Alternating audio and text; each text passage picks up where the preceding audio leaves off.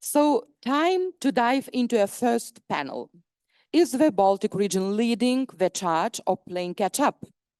Let's find out. Please welcome member of the Management Board, Chief Business Development Officer at INVEGA, Inga Beiliūnienė. We can applause, please. Thank you. NASDAQ President of European Market Service, Roland. Please come on stage. EuroCTP CEO, Eglantine, Desautel, please. Axiology CEO, Marius, Jurgilas. DG Financial Stability, Financial Service and CMU European Commission Policy Officer, Mindaugas, Valiulis. And our moderator, Chairman of the Lithuanian Investors Association, Giedrius Steponkus.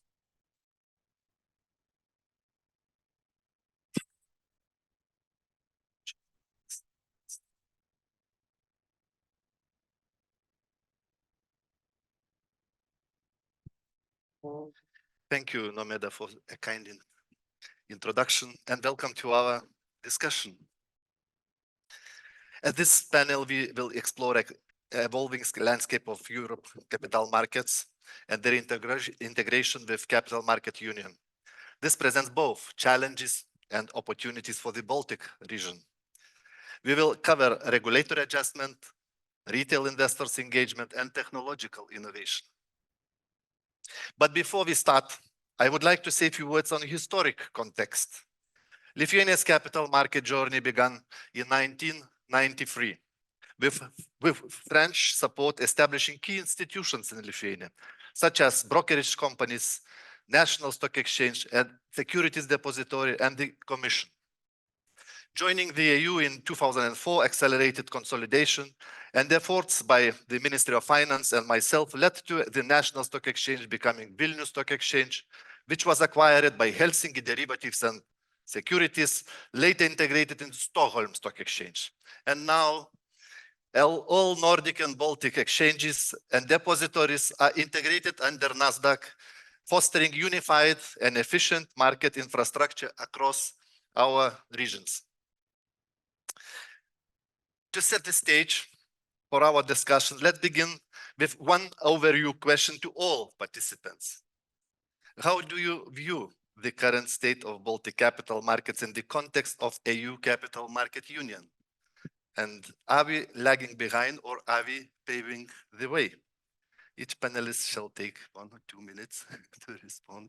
Please, who is from the left? Is this on? Hello? Okay. Well, I think it really depends on the metrics that we look at. So I had a look at the CMU key performance indicators for 2022 data that we released last year in August. And there I saw, for example, that according to stock market capitalization of the Baltic markets, so the Baltic markets are really lagging behind Europe. I mean, the ratios there was some of the lowest in the EU. But it's not all black and white, I think. For some other measures, and one that took my particular interest was the value of venture capital investments relative to GDP. So there, the Baltic states were amongst the best performers in the EU, as Estonia taking place #1. So I think it's not all black and white, and yeah, they're leading in some ways and falling behind the others. Yes, thank you. My name is Marius. I'm happy to be here. What do I think? As an ex-supervisor and regulator, I believe that the main keyword defining capital markets in the Baltic states should be innovative. Even though we are below the usual capital market penetration, initiatives that are being developed in Lithuania and across the Baltic states are really forefront. I'll just bring one. The Minister of Finance just left, but Lithuania was one of the first ones in the region or even in the European Union to issue green bonds. And it was used to achieve a strategic objective of funneling funds to the renovation of the housing sector in Lithuania, something that is really innovative. We have very active participation of the development agencies, local ones and pan-European ones, and the initiatives again that were referred to defining the commercial paper market. Okay, with somewhat below the expectations outcome, but still showing that things are happening here. And I believe that that's what we should push forward. Thank you. Good morning, everyone. So I'm not an expert of the Baltics market, so that's also why I'm here today to get to know more. Yeah, to get to know more about this, and really looking forward to having the opportunity to talk to everybody. So of course it's not a simple answer, and back to my what my fellow panelists also said. Going back to the different objectives of the Capital Market Union, of course, it's about enhancing access to financing. And here there is room for improvement if you compare with a benchmark from the other EU countries. But again, like what I really appreciated in the different speeches is a clear political mandate and clear political interest to develop this market. So that's very, very positive. And also going to the enhancements of investment opportunities, not because Roland is here, but I coming from the market infrastructure also and working on creating a new one here. Basically, I would definitely say that Baltics are paving the way. So the unification of a CSD is something very hard to achieve. Honestly, it's something that potentially should be pushed beyond the Baltics region, but the level of integration within Baltics is very, very high. So that's very, very positive. And now the key challenge is to integrate this and to combine the Baltics with the rest of Europe. So that's what the tape is about. So I'll say a few words about this in the next step. But definitely I would say paving the way. Then after the point is about finding the right balance for when extending to Europe between sovereignty and reduction of the complexity. There are coming elections on this point, so obviously it will have an impact on how the balance will be in the future months and years. Thank you.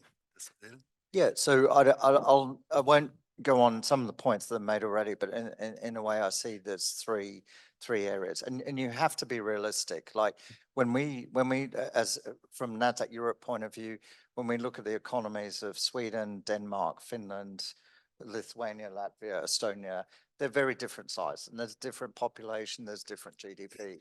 So and there are some in the European Union that are much bigger, right? So you have to think about proportionately how do the Baltics stand? And I think for a number of areas they punch way above their weight. And I think the two areas already mentioned, innovation and the skills, technology workforce, multilingual workforce that you have across the Baltics is fantastic. I think the areas that have been pointed out in terms of the finance minister and also on the panel is that combined regulation and a willingness to act in a concerted fashion, that is really strong, and that's an undervalued currency in Europe. But I think thirdly, I think that two other things that when we look at it, it is about how do you band together to create scale. But also, I think in terms of the post-trade, Eglantine's mentioned it, post-trade is so important in terms of access, lowering costs to investor, lowering costs to international investors to come in, about the ability to combine that and present the only area in the EU that's been able to do that. So I think all those things factors together puts the Baltics in a much better position than other single nation states within the EU, outside of the EU. So I think that there's a lot of promising things that can be done and still be done to grow the markets. Thank you, Roland. By the way, do we see, audience can see these slides that I can see, or because, oh, no, thank you. No, yes, that everybody can see. Hello, everybody.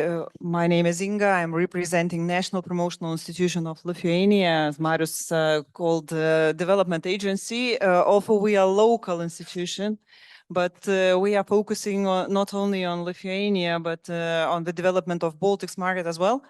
And actually, yes, correctly, Marius pointed correctly that we were active, and we were active for already, I think, 10 years in developing venture capital market or private equity market.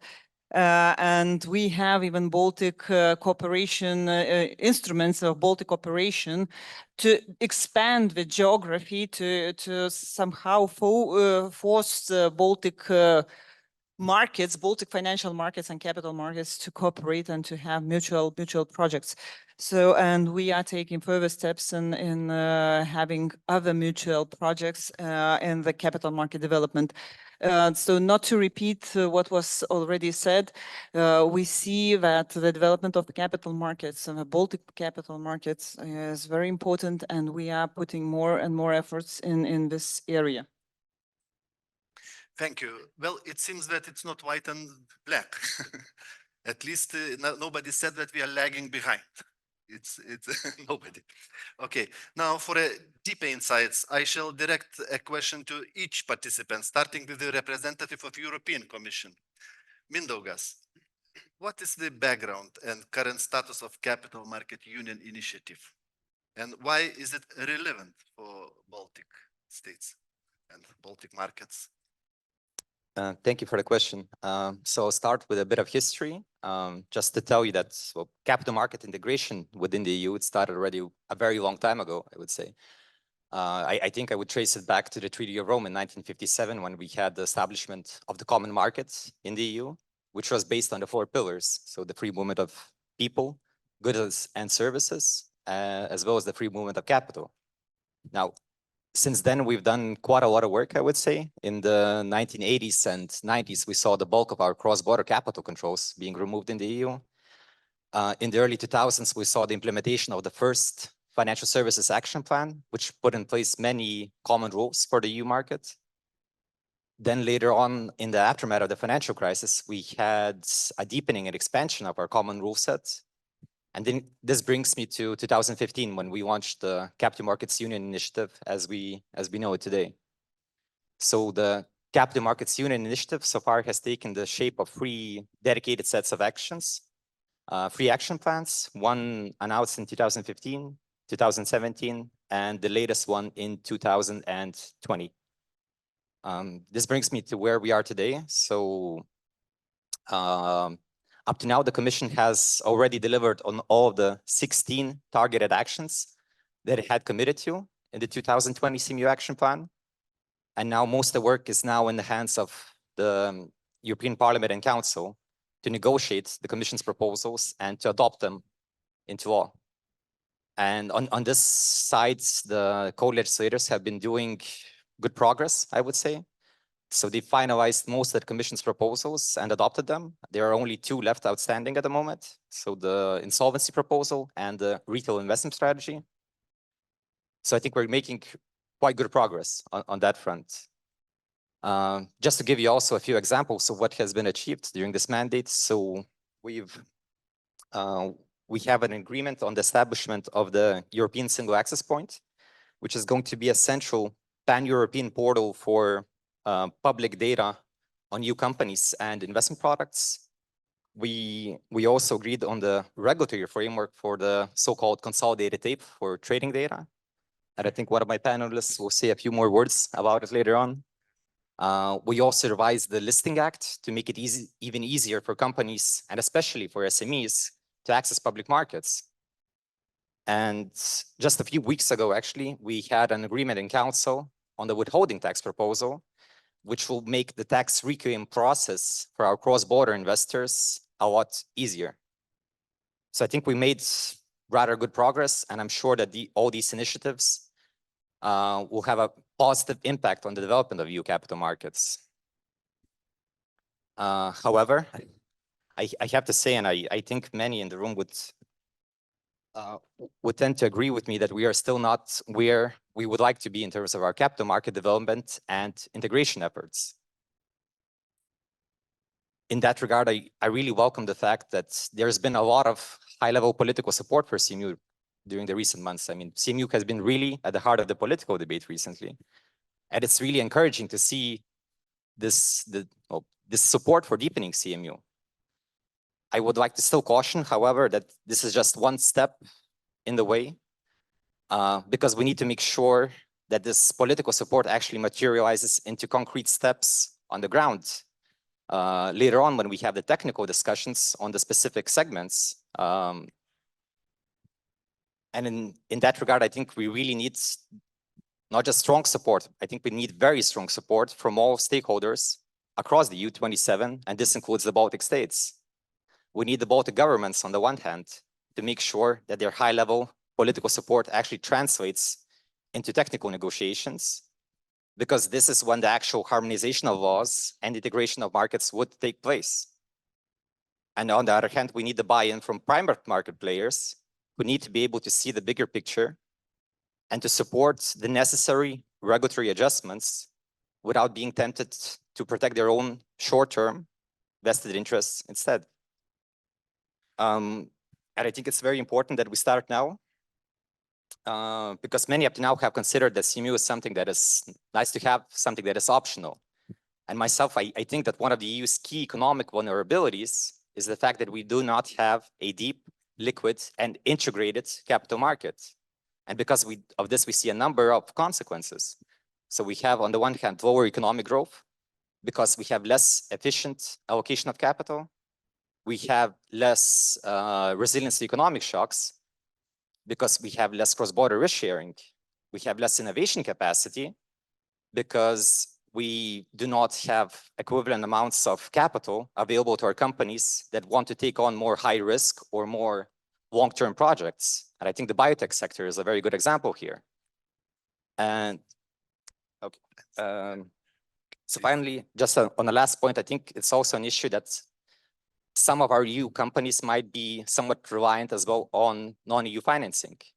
Whilst it's not an issue per se to have this financing available to us, we should not be dependent on it.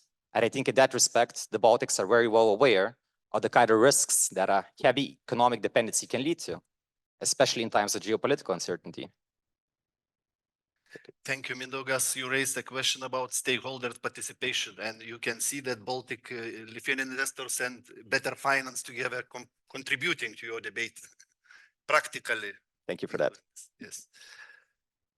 Roland, the Nordic region, especially Sweden, is known for its strong ecosystem for companies and investors. Yeah. What lessons can be applied to the European and Baltic regions? How does Nasdaq manage its cross-border integration for seamless operation and liquidity? Yep. Thank you very much. So I think the finance minister really brought out, so there's three areas that you need to bring together. So I think the Baltics are fantastic in terms of retail participation and mobilizing the pools of capital that sit within households are really important. When you look at the Nordics, Denmark, Sweden, and Finland, intermediated households ownership in capital markets is at 36, 37%. The EU average is 17. If you look at the US, they're at 50. So if you think about the markets, that means that every US household has at least 50% of their wealth through pension funds, insurance companies, and their own savings invested actively in capital markets. And you see the Nordics doing the same. And a lot of the measures that the Minister of Finance mentioned about pension money, public money, that needs to be mobilized to make that happen. And I think the Investment Savings Initiative is a great initiative that the minister is coming out with, but you need all those things to happen. So when we look at First North, we're probably the largest SME market in Europe in terms of supporting SME financing. So micro caps from raising from 2 million euros to 25 million euros. And the reason they can do that was we've got a very educated retail, public, and pension investor or base of risk capital that's willing to deploy that risk capital and take a chance on small to medium enterprises, on innovation. So when we see in the Nordics, we're number one in Europe for biotech, renewables, and clean tech and med tech. And I think the First North concept, we're trying to work with the Baltics and Lithuania and Estonia and Latvia about how to bring that concept there.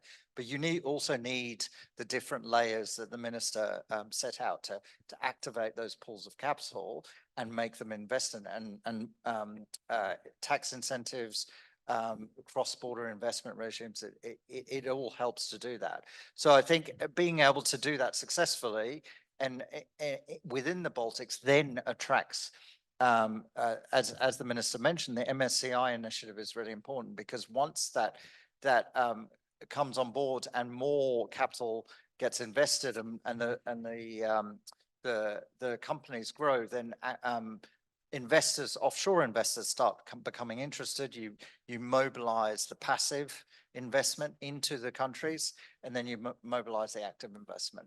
So it is a concerted effort, and there are a number of micro market structure issues that we need to do. But I think it is important that we work together in terms of achieving that. And then consolidated tape and transparency is really important for transparency and liquidity of the markets as well. Thank you very much, Roland. You mentioned the depth of capital markets. Can we have a slide? Because this one already, we saw it about depth. It's comparison with United States. Well, this is illustration what you just mentioned about depth of capital markets. But now I would like to take my privilege and to ask one more question for Roland, if I may. Mindaugas just emphasized the need to harmonize the EU regulation. From Nasdaq's perspective, what regulatory changes would benefit the CMU and Nordic Baltic markets the most? And how is Nasdaq collaborating with regulators? Yeah, so I think there's a number of things. I mean, taxation is not necessarily a regulation issue. It could be a member state issue. It can be a issue for Brussels to solve. I think listing rules harmonization, and having dual class share ownership that's worked very well in the Nordics. I think being able to mobilize cross-border capital across and make it easy for that cross-border capital go through is really important. We do see complications of regulations across the border on the trading side and also on the post-trade side. A lot of it on the post-trade side is not about regulation, but it's about inefficiencies there. I mean, one challenge we have is that Baltic securities cannot be traded, cannot move across the EuroClear Clearstream link. And that seems bizarre to us. And having that free flow movement of being and essentially reducing the costs of cross-border investment is really important. So simplifying and standardizing the rules around listings and also trading and post-trade is really important. I think we still have too much fragmentation there. Thank you, Roland. Eglantine. We are very thankful that the EuroCTP is the only CTP project that involves individual investors so far. And this will be the first time that Europe has an offering that consolidates all EU market data in one feed. Please tell us, what are main challenges to implement such an ambitious project? Thank you, Giedrius. And maybe taking a step back and risking some oversimplification to explain why it's important. So efficiency of market is about making sure that the investment needs of investors are properly meeting the corporate needs for getting money and financing some projects.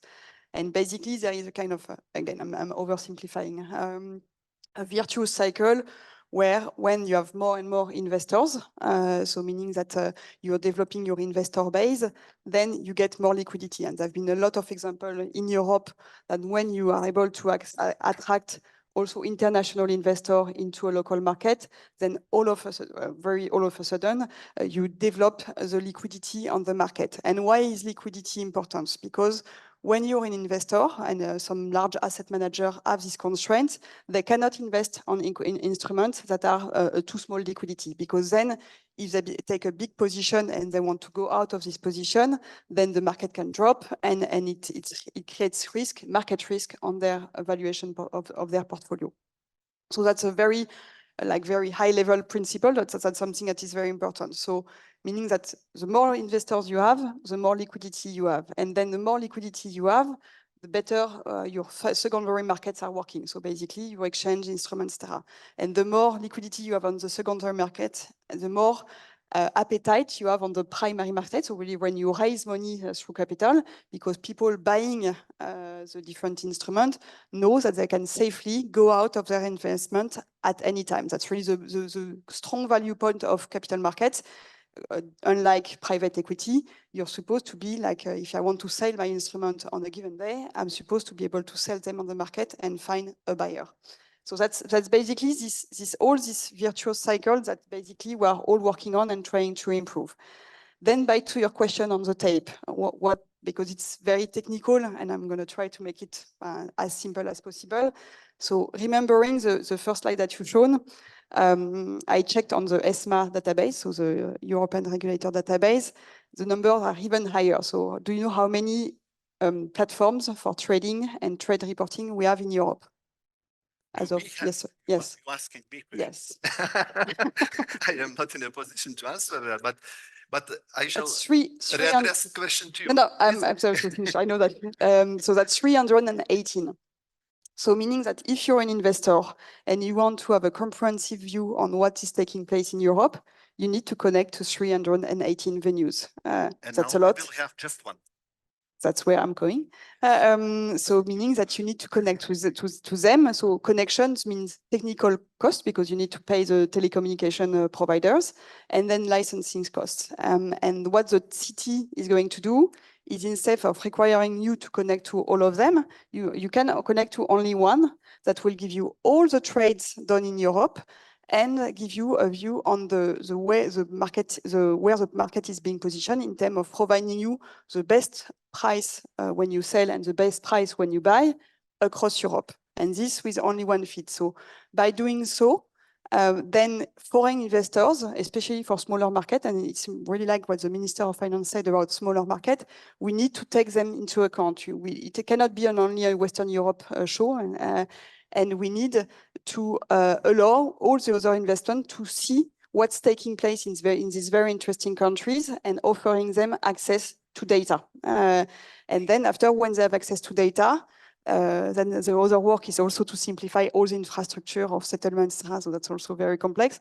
But if you have both, then it makes it very easy for investors to access the Baltic area. So then answering your question about the challenges for the tape, some challenges have already been addressed. So because you could have had tapes from 2018, nobody applied for that because basically, I strongly believe that the value of a tape is having one reference price. So when you know that if you connect to this like feed, market data feed, you get the exhaustiveness of what's taking place in Europe. So that's really what was adjusted by the European Commission lately. So to have only one and through a tender process that we will participate to. And also making sure that the different rules and the business model is made easy. So because of the different license costs, it was complex to find a good business model. Now the regulation has changed, and that's for the good. And then for us as a participant to the future ESMA tender process, I would say that the key challenges is to define the proper aggregation rules because EU is not US, so we cannot copy-paste what's being done in the US in Europe. There are plenty of different market models, like periodic auctions, those kind of stuff. So that needs to be factored in the way we aggregate the different position. Second challenge for us specifically as EuroCTP, we are a startup. So basically we are starting with no infrastructure. We need to build this. And so there is a delivery challenge to make sure that we are timely delivery. I think that it's clearly manageable, because we want to stick to the timeline of the EU Commission. And the last point is really defining the offering, because money is going to play a significant role. So there is a commission ongoing, consultation ongoing, to make sure that the overall pricing is defined, because it's about finding the best balance between how fast and technical the tape must be without making it too expensive. That's basically what we are working on. Thank you, Eglantine. I would like to make 2 points. First, I would change slide and to show how IE imagines CMU. Not this one. With IE generated, I asked GTP how they imagine capital markets union in the future and how does it look now. Could you please another slide? And I would suggest for every retail investor to make a note after Eglantine's speech that we will have one window for all data feed. So we should take care of our savings and not to pay too much for fund managers. Marius, you are working on Axiology, a new type of capital market infrastructure. What are the challenges and opportunities of the new EU distributed ledger technology pilot regime? And what opportunities does it offer for the Baltic markets and retail investors? Yes, thank you for this opportunity. But before going into the specific question, I want to reflect on something that was said before. Because once upon a time, I used to be a macroeconomist. And starting from the first principle, because we are at the university, you know, the ultimate goal of capital markets, or any markets, is to make it complete so that if the risks are fully priced and everything is working efficiently, everything becomes riskless or fully priced into our instruments. So the main problem or the main evil that we are all dealing with are inefficiencies or some structural deficiencies. And I will dare to say that majority of them are coming from ourselves, because the world would be a better place if we all would speak one language. It would be absolutely great if we would live in a borderless society, and that love would be more important than war. But we live in reality. Even we are in one European Union, there is multiplicity of languages and differences in corporate action regimes and practices. It would be great to have one point of access, but I will not point fingers, but some of the panelists here were lobbying against single tape regime in Europe because, you know, there are vested interests. Some say, you know, the reality of the ultimate goal of having very super efficient and dealing with corporate structures and vested interests of incumbents is something that Europe is, or European Commission is dealing with. And I believe that the ultimate good is somewhere in between. Now coming back to this distributed ledger technology pilot regime, I'm super happy that European Parliament, with the suggestion, of course, of European Commission, is calling for new types of infrastructures to appear in European Union. Not maybe the decentralized one. Maybe the goal is not to have a single CSD or single layer of settlement, be it T2S or someone else. Maybe the goal is to allow for the distributed infrastructures because, as I said, there are reasons why we will have them. And distributed ledger technology pilot regime introduces 3 types of new infrastructures in European Union. And Axiology, the company that I founded, we are developing one. We are building a trading and settlement system under this regime. And we believe that we can speak to the specific needs of a region. And what are those needs? The current perfectly functioning capital market infrastructure is serving the needs of the bigger companies, institutional investors. And even though the Minister of Finance was referring to the importance of retail investors, as an ex-supervisor, I can tell you, then I was speaking to the commercial banks in Lithuania, the answer was, there is no interest. You know, retail is not ready to be actively participating in capital markets. And then here comes one incumbent, no, there comes one disruptor, and all of a sudden we have 100,000 active participants, retail investors participating in this country. Meaning sometimes you just need a little bit of a push. Again, I'll fall back on what the Minister of Finance was referring to. We're sitting on a lot of billions of 22. 22. I can switch numbers. 25 trillion in European Union are sitting, slushing around in the checking accounts of the banks. The same ones that through the deposit insurance scheme, the sovereigns are insuring. So me as an investor participating in that market, I'm taking the counterparty risk of my sovereign. The same sovereign, which is right now, due to the excessive fiscal pressures, are borrowing in the capital markets at reasonable rates. Do you see the opportunity here? I do. So that's why we're developing this infrastructure to facilitate retail participation directly in the capital markets. And here, I'll really applaud European Union that they acknowledge, in the outgoing commissioner is very vocal about that, something where we failed. We had only one view, that we should protect the retail investor from the mistakes and a little bit of too much of a caregiving. And that created the structures, regimes, compliance, which became really difficult for those working in the capital markets to facilitate those investors. And now we are seeing the dialing back of those pressures and saying, okay, we should accept some of those risks for the better good, so that retail investor could be tapping into the capital markets like the Americans, and not only participate in capital markets through the pension fund or through some structure, because structures cost money. Thank you, Marius. Yes, you are completely right to point out the need for retail investors to get more freedom to operate, and the Eglantine project contributes to this a lot. Inga, how does INVEGA promote the capital market in Lithuania, and what initiatives are you implementing to attract more local savings and investing into Lithuanian business?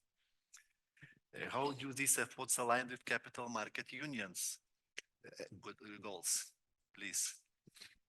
So I will come back to the more practical things, because I'm a practitioner more than the regulator. We are not creating rules, except that we are suggesting how to change the rules if something is, something is blocking something.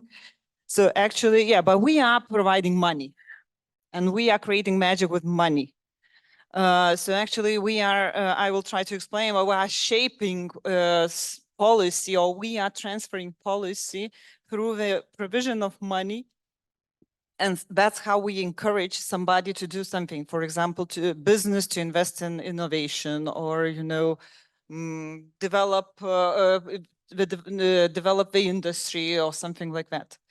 So what we are doing, as I mentioned, we were for more than 10 years, we were actually creating a market of venture capital. We were encouraging the development of private equity. How?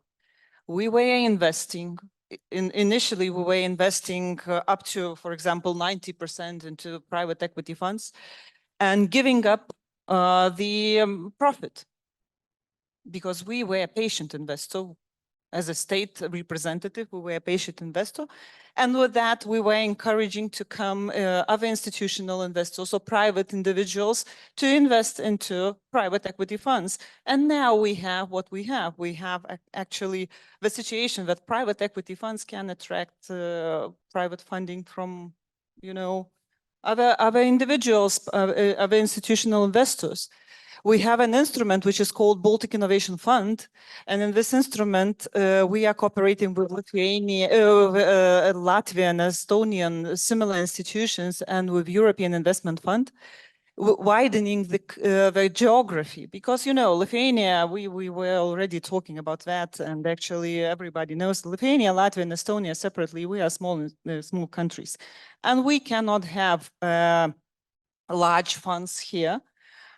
If we restrict their investments on the specific country. For example, if we ask private equity fund to invest in Lithuanian companies only, in such a case, we will have small private equity funds and no large institutional investors interested in such fund. So with the Baltic Innovation Fund, we cooperating with Latvian, Estonian, and European institutions And we are investing together into larger funds, and we are creating the possibility for larger institutional investors to come. And what we are doing in case of development of capital markets, so we have an instrument which is called coverage compensation of costs for entering a stock exchange. So we are covering part of the costs for preparation to enter the stock exchange and First North. And these are money, you know, how we are encouraging the companies to really pay for consultancy, for, you know, the preparation. Another instrument, which we are going to launch soon, it's called Baltic Accelerator Fund. And here we are going together with Latvian similar institution to invest into the private equity fund, which is going to invest in the companies in the pre-IPO stage. So we are kind of creating a pool of money which will be invested into the companies. Those are preparing for the IPO or IBO. So, you know, this is how we can encourage the companies to come to the market and how to like a kind of create a demand and the supply in the market. Another instrument in case of capital market is which is going to be launched soon is a guarantee, because we are state guarantee institution for the bond issues. With this, we are encouraging other institutions or other private individuals to buy bond issues, because we are taking a risk of the part of the bond issues. That's how we can help, you know, because we, but just to tell, we, as I mentioned, we are providing money. And it's not everything. And the colleagues already told that the regulations must be in place. The taxation must be in place. Otherwise, the money will not help, you know. So we can help and we can step in where money is needed. But the entire environment has to be, you know, in place. Thank you, Inga. I made two notes. First, IPO. You financing IPO. This is taking off burden. This is very good. Project of yours. And the second one, for bondholders, you said that you are taking off the table risk. Yes, we are going. Yeah. We don't have it yet, but Yeah, we are going to launch it soon. This is good. Thank you very much. And Roland, you have a very busy schedule, I know, but you still traveled a long way to join us. Yep. We appreciate that very much. And we don't want to let you off so easily. I would like to raise two more questions if you. First, let's talk about increasing retail investors' participation, which is crucial. Yep. Actually. Can you share successful practices from the Nordic experience, and what initiatives are Nasdaq undertaking to enhance retail investors' trust and participation in Baltic? Yeah, so I think as mentioned, retail is extremely important, and that participation in the market, not just in the large caps, but in the small caps and SME area is extremely important. So there's several elements to that. One is a lot of education, a lot of literacy. Nasdaq conducts campaigns both in cash equities and also derivatives. And we work very closely with retail brokers to educate the market. And essentially, you do get a criticism, and this is worldwide, and this is experience from international markets as well. When you finance SMEs, when you finance companies that startups, innovative companies, some will succeed. NVIDIA was, for those of you who don't know, NVIDIA was listed probably 20, 30 years ago, and it was a penny stock. It was sub-dollar stock. So NVIDIA now is the most successful Nasdaq tech company there is at the moment. I'm not saying the others aren't successful, but from small roots can come great success. But for every NVIDIA, there may be 3 or 4 that fails. So when you go into SME markets, you've got to understand that you've got a larger pool of successes and a larger pool of failures.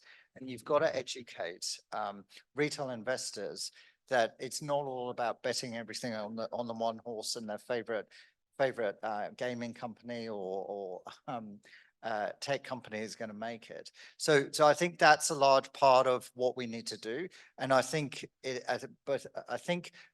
distributing that risk and making investors understand that buying more pools of companies or baskets of companies across that is really helpful. And you can see from the Nordic example, people understand that once they understand the risk and once they're allowed to make investment choices, then they have a much more direct access and influence about that.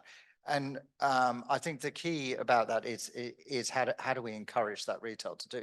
And then it's also retail access. I mean, Marius raised the point that you need retail to have much more choice, but it's also about the choice of products and services and about how they're allowed to invest. So the investment savings accounts is really crucial to make it easy and for people to do that investment. Using their pension fund is extremely important, and making sure that the pension funds are allowed to do that. I think access to private equity, VC, and also outside of the markets, having a diversified opportunity to do that, and also debt listings. I think what we're doing a lot is, and I think in the Baltics, it's really important. I think savings notes is really important about how to access not just government debt, but also democratize corporate debt so that retail can participate into that. So there is a number of things to educate the market that you can participate in your domestic economy. I think the other element which I'd like to concentrate on is that we talk about capital markets union, but in all the markets that we've seen is that you have to have, especially for SME financing, some kind of connectivity, right? So when we see it, successful markets do it, people will invest if there is some kind of connectivity. In Sweden, we see that having some understanding of the company that's running in your local market, being able to buy that and having connectivity because you see their brand, you see their stores, you see their restaurants, you see the technology that they're, or the apps that they're providing. That's really important. And I think you have that, a lot of tech in the Baltics. So my point is that if you try and create one single exchange across Europe or SME financing platform, it doesn't necessarily work because it's very difficult for us trying to sell a purely Lithuanian company to an Italian investor or someone in Spain, or vice versa, a Portuguese small to medium enterprise to the Baltics or that. You have to have some kind of connectivity with the local investor that they can understand and identify with the brand. We've seen that is core to the success. Thank you, Roland. But I have another question. Well, Nasdaq is centralized finance infrastructure and its approaches of centralized finances.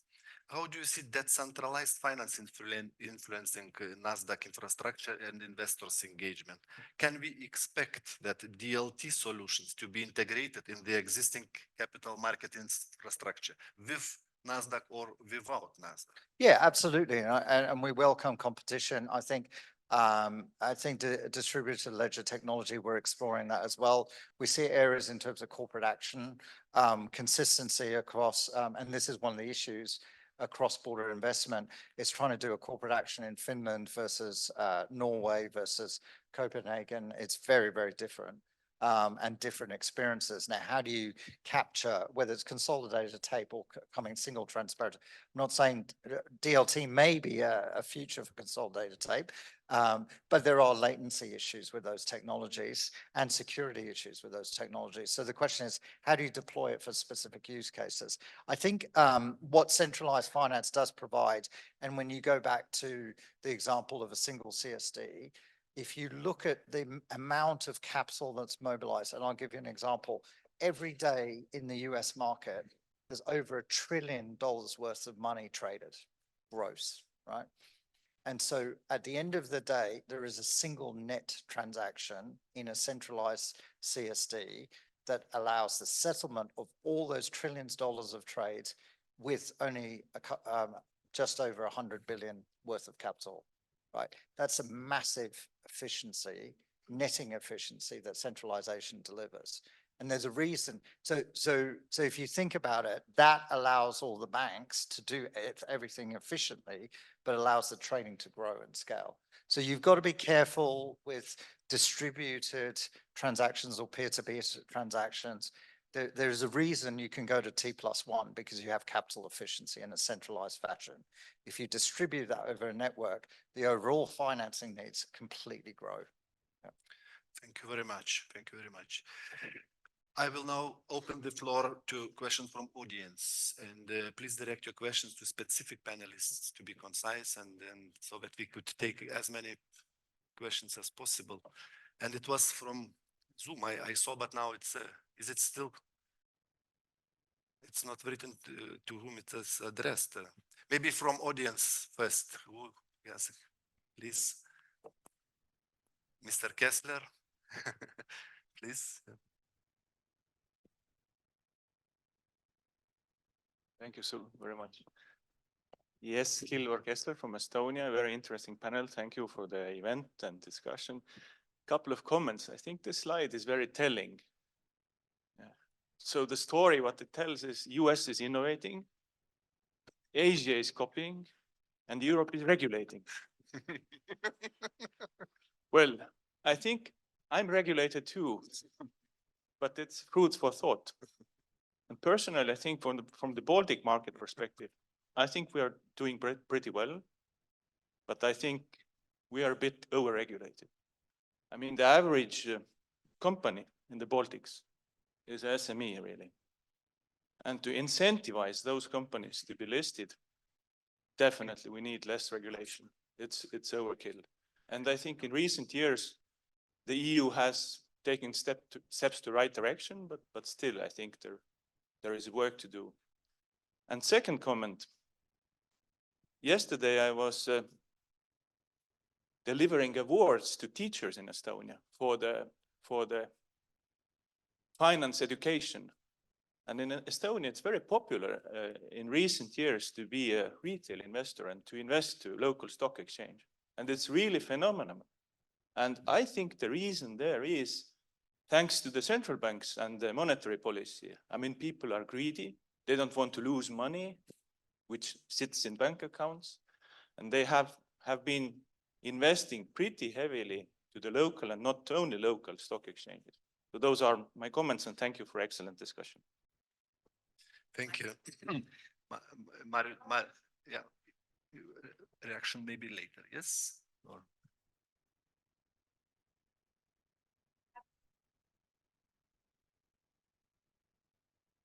yes, but to Mindaugas Valiulis, yes. Do I have to read it? You cannot see it, yes? Yeah, okay. Does the fact that some member states didn't adopt yet the euro currency affect the progress of the CMU? This is a question to Mindaugas Valiulis and to Roland. Thanks. Can you pick up the question first? Yeah.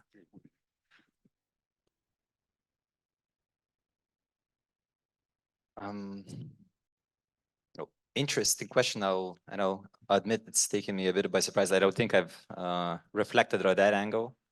So I don't know if I can give a constructive comment on that, but I think it's interesting thing to consider perhaps for us.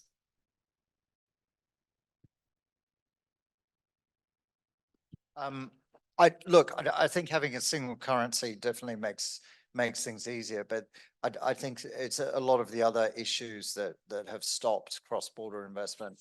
I think withholding tax is a big one, and the listing rules and also bankruptcy provisions. So there's another list of others. What I would say is if you look at Danish or Swedish markets, which have their own currency in Norway, it really hasn't stopped them from growing. So I don't think it's a barrier. Obviously, if they're part of the euro, would we have more benefits and could we attract more? Yes, I think you could, but I don't think it's a barrier for those other currencies from those economies from growing. And I think you still have innovation in those economies. Thank you. We have questions, please. Can we?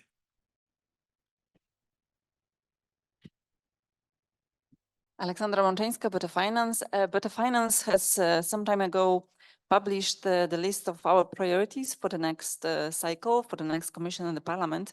Since the title of the panel is paving the way forward for the EU CMU, a question to the whole panel: what would be, in your opinion, or what would be the priority for the next Commission to really pave the way for the next CMU, or saving and investments union, how some people right now refer to the CMU? Thank you. Who is willing to pick up the question? You, Marius? Please. Thank you. This resonates with the previous question that was posed from our colleague from Estonia. I believe that, as I said in my previous remarks, Europe really is acknowledging the fact that there's a little bit of potentially over-regulation, and the screws are being loosened a little bit.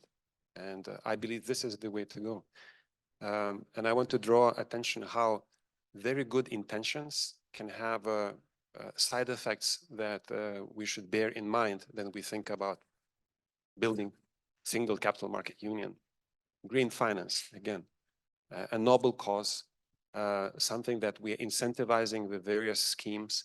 Those schemes, we want to be effective in the corners of Europe where we are. It's bank-based finance, and we provide incentives based on bank finance so that companies could have access to the cheaper funding if they follow the sustainability objectives. With that incentive scheme, we are pushing market participants, the SMEs, which account for 99% of the companies in this part of Europe, to rely even more on bank finance. Do we have the similar incentive schemes for the capital-based instruments? No. And this is something that I believe that in Europe, we should have a coherent view that some of the incentives are being viewed from a kind of singular perspective. And if we want to have something like in US, which is much more active, we need more unification of those incentives. Thank you very much. More questions from audience? Feel free to ask questions. There is a good opportunity to do that. Okay, no more questions now. So now to wrap up all our discussions, I would like to each panelist to suggest one highest priority or initiative for action to advance Europe's capital market. Maybe Mindaugas would start from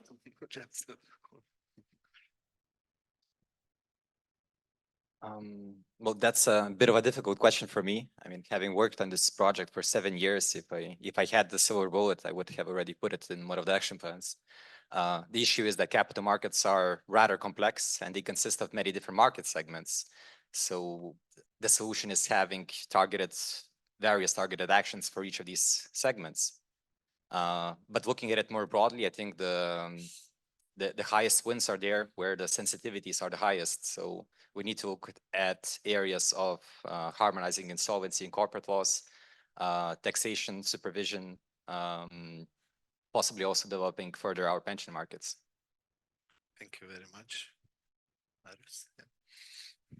I will switch gears and jump into venture capital discussion. If we want Europe to be more innovative, we need to shift the preferences toward risk. And with the current architecture of the way the savings are channeled into the real economy, the risk appetite is of a European level. And that's the reason why the most innovative companies, be it startups, scale-ups, or those going for the public listings, they jump ship and they go on the other side of the pond. And that's why, in the long term, we'll suffer.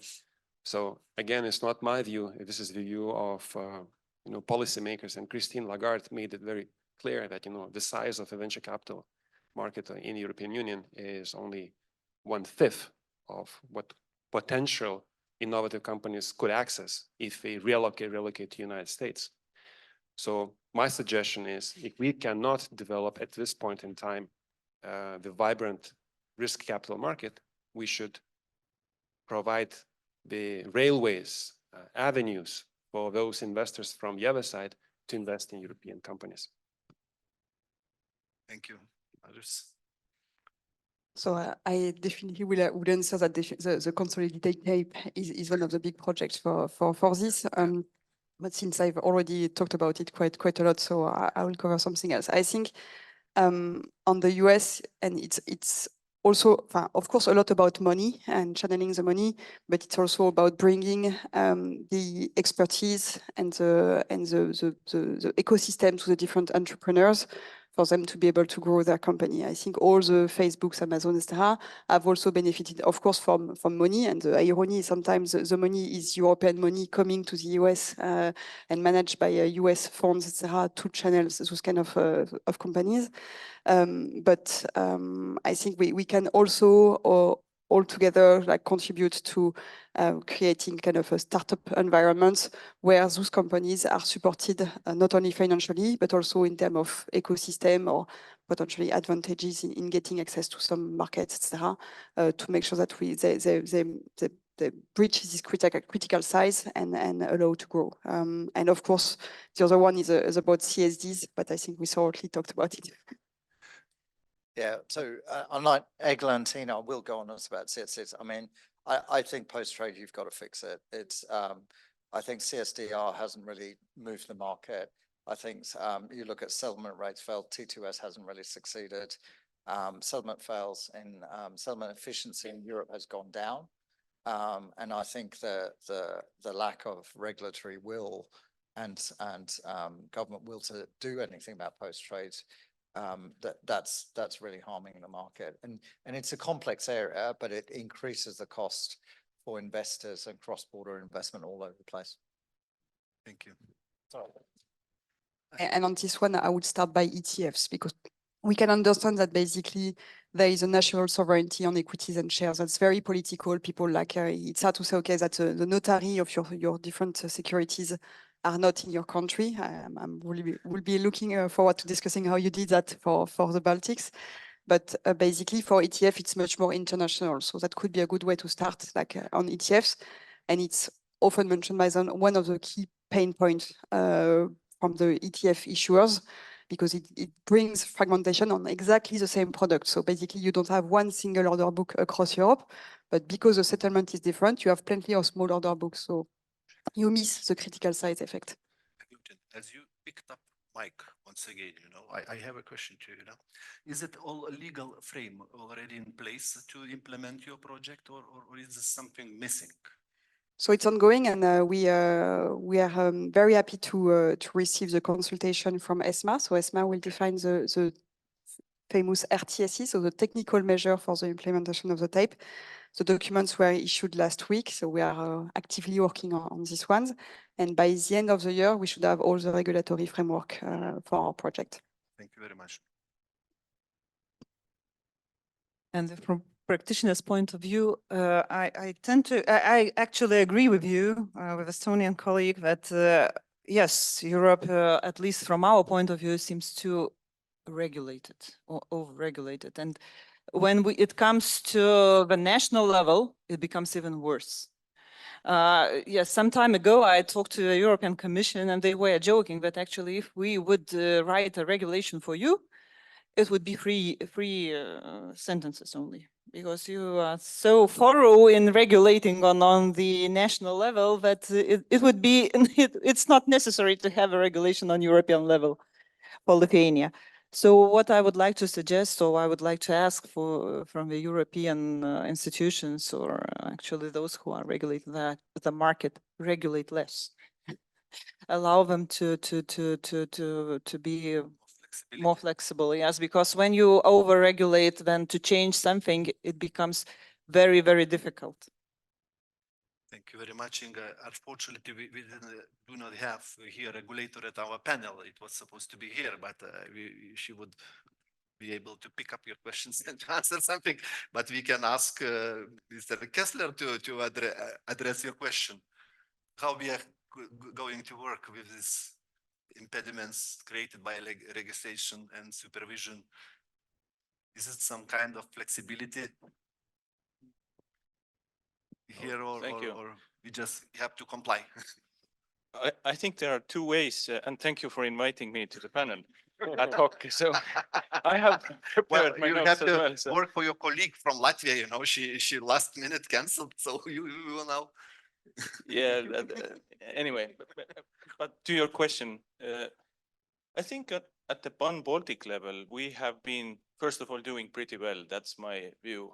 I think our capital markets, they reflect in a way our economies. I mean, our economies are not that big. I mean, the company structure, I mean, we don't have that large companies. And basically, I mean, there is some, you know, size what comes to the potential issuer to how to say, assume money directly from or through stock exchange. So that's the reality. Now, what we have as a regulators, what we have been doing, and there I have to commend my Lithuanian colleagues. I mean, we have harmonized certain pieces of legislation which are not harmonized at the EU level. For example, you know, what would be the content of the prospectus for the, you know, the offerings which fall below of certain threshold, which are harmonized above of which is harmonized at the EU level. So there is a work of pan-Baltic harmonization, and there we are not that eager that let's regulate everything. It's in a way balanced way what we are doing, and we started off from the low-hanging fruit, which is protection of investors and contents of the prospectuses. Very easy stuff. We have been doing that and completed it successfully, and thank you for Lithuanian, Latvian colleagues for that. So that's what we have been doing, and probably will continue with certain other areas, but we are discussing them, but let the results talk for themselves. I'm stopping here. So. Okay, And at the EU level, of course, we are voicing, I mean, we are, you know, in ESMA and other European agencies, we are there and opining, of course, what comes to the certain, you know, legislative initiatives. That's our work to do. That's for what we are paid. So I hope I answered your question. Thank you very much. Thank you very much. And if you have some strong feeling that you need to say something, please use a minute. But if not, we are about to close the panel. That's it. Yes. Thank you very much for our panelists. I would suggest to applaud them.